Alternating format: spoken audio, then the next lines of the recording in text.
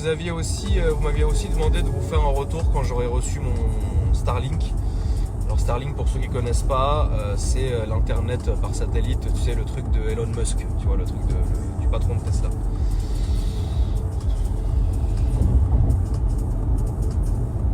Ouais, ça fait le taf. Bon, c'est très facile à installer. Seul truc très chiant, c'est que évidemment tout est accessoirisé, tout comme Tesla. C'est très facile d'installation par contre, mais le câble, ils te le vendent, le pilier, ils te le vendent. Enfin, tu vois ce que je veux dire, le routeur, ils te le vendent, tu vois. Ça aussi, voilà. Mais par contre, attention, pour ceux qui se déplacent beaucoup et qui ont besoin d'un internet très vite, c'est parfait. Maintenant, pour équiper une maison, si t'as pas le choix, ça fera le taf, quoi. Si t'as vraiment pas d'autre solution.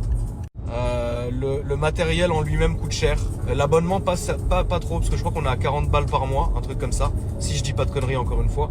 Le matériel de mémoire, on est à 400 balles ou un truc comme ça. Et le routeur en lui-même coûte 176 €. J'en ai commandé un encore ce matin, tu vois. Parce que par contre, je vous dis une connerie. Ferme-la. Tu vas mettre ton espèce de satellite quelque part, alors il faut que ça soit extrêmement dégagé, sinon tu as des putains de coupures insupportables, tu vois ce que je veux dire. Ensuite tu vas mettre ton premier routeur, ce qui est connecté au satellite en gros, et par contre ne crois pas que c'est comme une Livebox, hein. Ça n'a pas du tout la force d'une Livebox, donc il faut que tu mettes un deuxième routeur. Enfin moi j'ai dû en mettre 3 chez moi parce que ma maison elle est en montée en fait, et donc évidemment bref, c'est ça m'a fait rappeler Tesla en fait, beaucoup de cinéma et tout, tu dois acheter tout et tout est cher quoi. Mais encore une fois, alors je vous ferai le test de vitesse si j'y pense, mais encore une fois je pense que pour des gens qui ont besoin, je te dis une connerie, qui voyagent beaucoup, qui vont qui font beaucoup de camping, etc. machin, c'est parfait.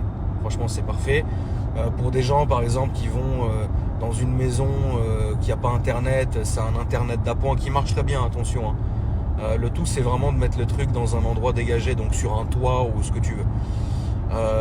Ça fait le taf.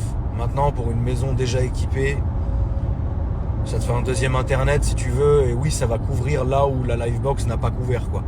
Mais oui clairement pour moi c'était du cinéma, mais en vrai j'en ai quand même une utilité, tu vois. Parce que moi j'ai plein de matériel mais dans toute la maison, donc en vrai ce que la Livebox n'alimentait pas en Wi-Fi, le Starlink le fera, donc je suis pas vraiment déçu.